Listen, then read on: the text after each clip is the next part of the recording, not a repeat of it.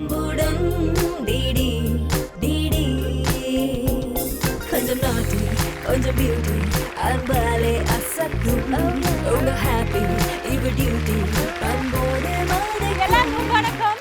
ரொம்ப நன்றி உங்களுடைய டைம் எடுத்து இன்னைக்கு என்னோட இந்த நிகழ்ச்சிக்கு வந்ததுக்கு. Thank you very much and welcome you all.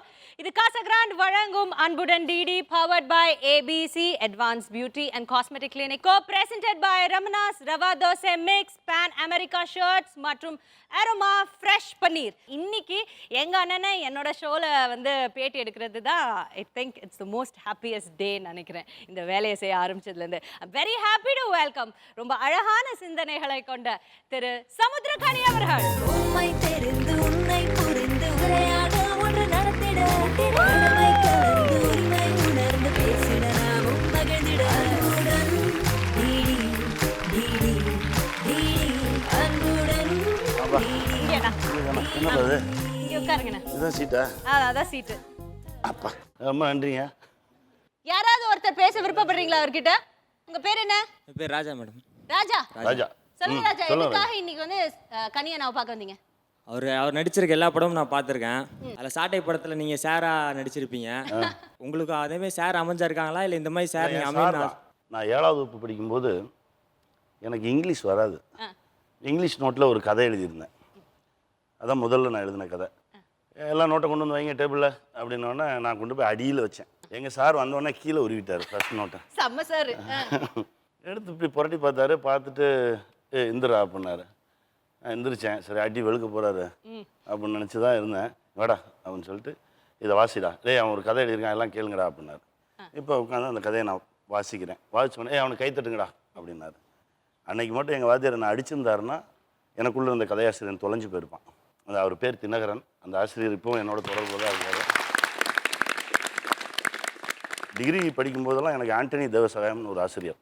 அவர் என்ன பண்ணுவாருன்னா அவர் கையில் காசு கொடுத்து அவர் பைக்கு கொடுத்து படம் ரிலீஸ் ஆயிருக்கு இப்போ பார்த்துட்டு சீக்கிரம் வந்துடுறா அப்படின்பாரு. நான் காலைல போய் படம் பார்த்து மத்தியானம் வந்துடுவேன்.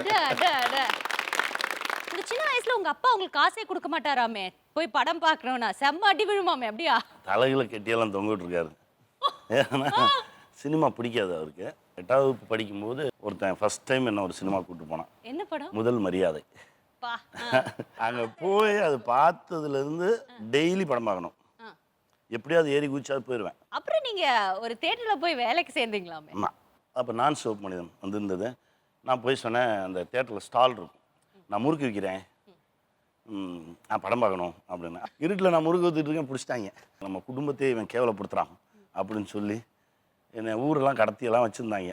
அப்போ அந்த ஊர்ல இருந்து சென்னைக்கு நீங்க படத்துல வேலை செய்யணும். அவ்வளோதான். என்ன பண்ணுறதுன்னு தெரியல. டைரக்டரா இல்ல இந்த ஃபோட்டோ யார் கொடுத்தா? பாருங்க, இதான் முதல்ல ஃபோட்டோ ஷூட்டு. ஓ இது என்ன ஃபர்ஸ்ட் எடுத்தோனே ஆக்டரானே? ஊரில் ஆக்டருக்கு தானே வந்தேன். ஓ ஆக்டிங்க்கு தான். நீங்க டைரக்ஷனுக்கு வரல?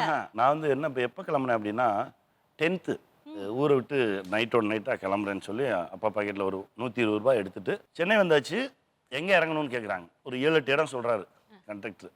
எல்ஐசி மட்டும் எனக்கு ஆமாம் அங்கே இறக்கி விட்ருங்க அப்படின்னு முதல்ல எல்ஐசி வாசலில் வந்து இறங்கினேன்.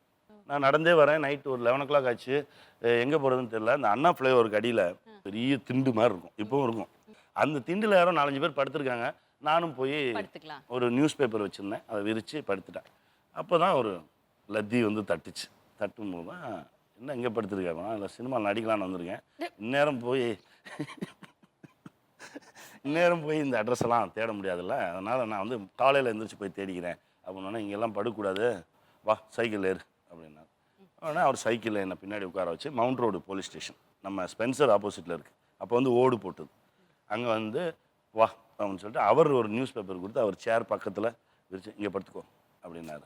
நான் படுத்துட்டேன். உள்ளே 2 அக்யூஸ்ட் வேறு உட்காந்து பார்த்துட்டு இருக்காங்க என்ன. அப்படியே அன்னைக்கு இரவு அப்படி போச்சு. காலையில் எழுந்தவுடனே அவரே சொன்னார், வேண்டாம் ஊருக்கு போயிடு, காசு வச்சுருக்கல ஊருக்கு போயிடு அப்படின்னாரு. நான் சாதிக்காமல் போக மாட்டேன் அப்படின்னு சொல்லிட்டு சரி எனக்கு அட்ரஸ் இந்த டி நகர் போகிறதுக்கு என்ன பஸ்ஸுன்னு சொல்லுங்கள், 17 வரும் ஏறிப்போ அப்படின்னு சொன்னார். அப்படியே வந்து வணக்கம் சொல்லிட்டு வந்தது தான்.